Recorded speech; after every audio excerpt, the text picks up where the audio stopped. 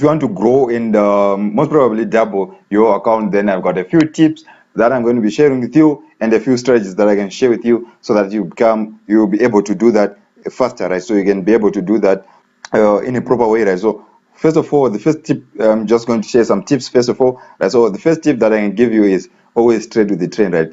The best thing that you can do whenever you're trading, not just if you want to grow an account, but the best thing that you can do is to trade with the trend, right? Because you know that if you enter maybe over a year, you can hold that trade for a longer, right? And the chances of losing that trade are slimmer. They're a little bit slimmer. So that's the best tip that I can give you, right? When you are trading with the trend, right? And I also have a little bit of I think this point might seem like I'm just trying to contradict myself, but whenever you want to grow a small account or you want to double your account, you must have targets, because this will help you avoid over trading. And when you avoid over trading, you reduce the chances of losing that money. Because most of the times, I think if you've tried this before, you know that if you want to grow, maybe you are growing out a small account, and when you think you have get the hang of it, maybe you have entered 6 trades today, you are winning, and when you want to enter you're saying, this is the last trade, then I knock off,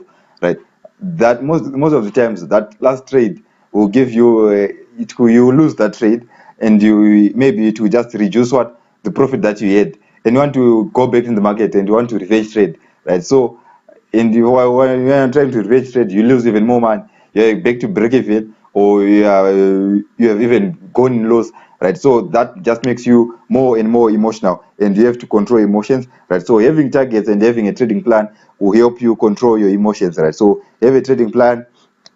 I'm not going to go much into depth about having a trading plan, but that's one thing that will help you control your emotions. And if you want to know more about being able to control your emotions, then comment in the comment section down below, and I will create a video just dedicated to that, right? So those are the tips that I have for you, right?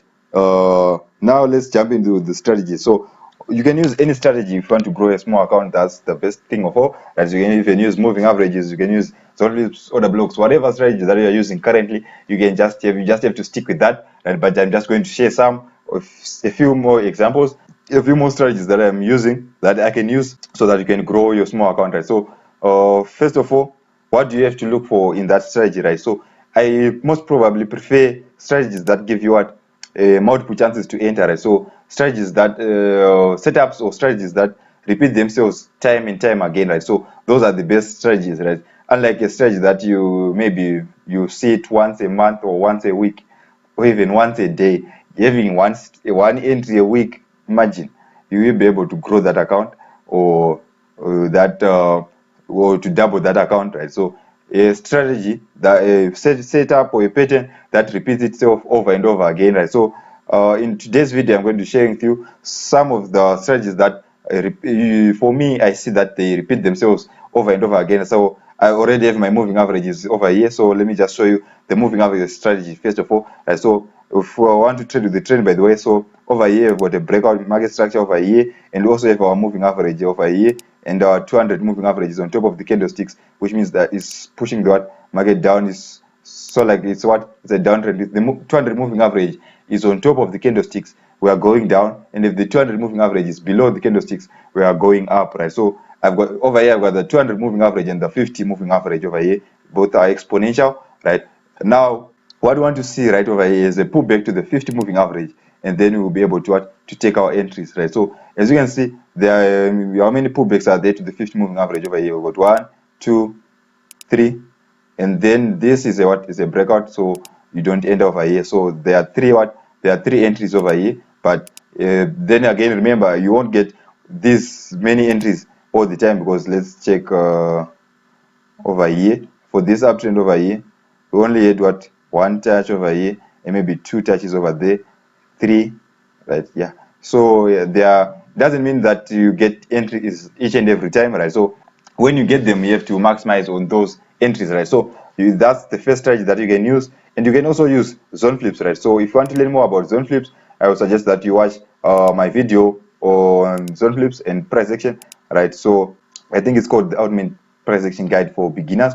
You can check it out on my channel, right? So over here, what we're looking for is zone flips. We're just saying zone flip is a broken support or a resistance. Right? So over here, we've got our support when it gets broken, the market pulls back to that area, we get an entry and we enter, we sell, right? So this one is so like coinciding with what, with the 50 moving average, right, for our AMA exponential moving average strategies, right? But it's just the same thing, right? The market it doesn't mean that if you're using a different strategy you get different entries, right? So whatever strategy that you're using, I just want to show you that it can still work, but you just have to use a setup that you continue repeating itself time and time again. Right? So over here you can enter again over here, what is zone flip area over here, you can enter over here. Now you can see that with the zone flip strategy you can get entries that you were not able to get with the moving average. We've got a zone flip area over somewhere over there again, right? So let me just look for another fresh area, otherwise people are just going to say that I just picked that area. Where should I stop?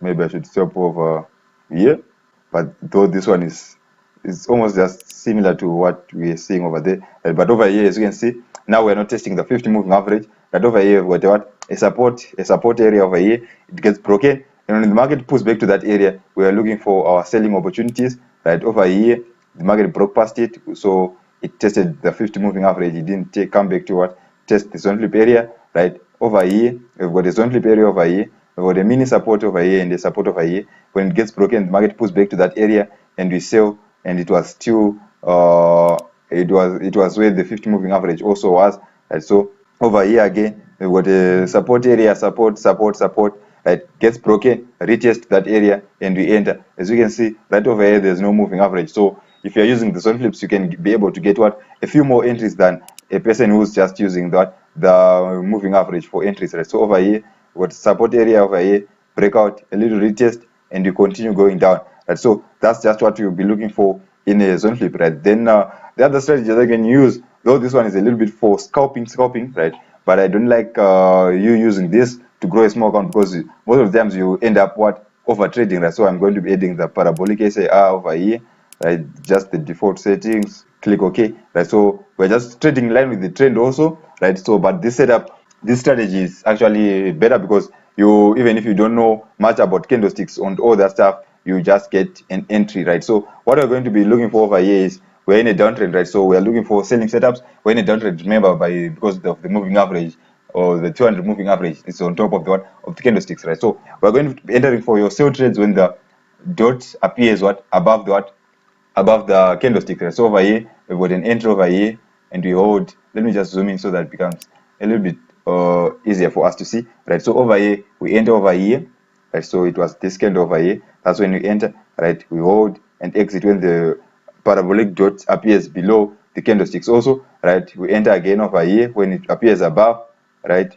And we exit somewhere over here, right? So as you can see, this trade over here, we exit over here and we entered somewhere over here, right? So this was in loss by how many pips are this? By this margin, by this distance over here, right? So about that distance, right? So that's why I really love the parabolic SAR does, because when your stop loss gets hit, it's a small stop loss, right? And when you win a lot more money, right? So over here you enter somewhere over here and you exit over here, right? So imagine if you held this, you would have already recovered all those losses that you had in the past, right? And imagine if you entered over here, exited a little bit and entered over here again, right? So it's easier if the market is truly trending. It's easier for you to recover all those losses, because they will be very, very small losses. But when you are winning, you are maximizing on all those strategies, on all those entries that you win, right? So you'll be able to win very, very easily when you are using the parabolic SAR, right? So it's one of those strategies, one of those indicators that I like to use when I want to enter, right? And I'm just a little bit lazy. I don't want to look for my candlestick confirmations and all that stuff, but they can never be lazy to look at the candlestick. We are just seeing it. How can you be lazy in doing that? Stupid, right? So, but for beginners, it's actually the best, right? But if you just want a further confirmation, you can use the parabolic SAR dose, right? And then another setup that usually repeats itself is supply and demand, but I'm not going to go much into depth with that, because I think that this video is actually for beginners, right? So I'm just going to go a little bit into it, right? So we're saying what we're going down, and we've got what, a pullback, and we continue going down, right? And then we've got another pullback, right? But now this setup is not respecting what our zone flip area over here, right? It's breaking, right? So actually there's what we'll be marking what a green candlestick, consolidation that is way above over here. So we can have a green candlestick over here, over here. There's no specific position where a supply or order block is supposed to be, right? So we'll be marking this using our box, right? So we'll mark this area, maybe this area over here, and we mark that area over here, wherever the supply zone is, right? So we'll be waiting for the market to pull back to that area over there, right? So let's say it pulls back over here, so it can give us a candlestick confirmation, a consolidation or something, and then it continues down. So this setup, we're only going to be using it when the zone flip isn't respected and the moving averages most of the time is also not respected, right? So over here, let's say over here, so first of all, we're going to be looking for our breaking market structure again, right? So we've got a breaking market structure. Let's check this example over here. We've got breaking market structure creating what? Lower lows, lower highs, lower lows, blah blah blah, right? So that's it, right? Then over here, as you can see, we'll be marking what about this is the last move that broke the structure, right? So this is the structure that we've broken, right? So we mark this over here, right? So this is a potential order block again. This is a potential order block. There are many order blocks, right? But this one hasn't been tested. This one I'm neglecting it because it has been tested by when the market pulled back over here. That there's a lot more that goes into all the order blocks, but that I'm not going to be mentioning in this video, right? So over here, when the market pulls back over here, that's when you'll be getting your entries, right? So we'll be using this level when the market it doesn't respect our zone flip areas, right? So that's what you have to look for. You just have to look for a green candlesticks most of the time.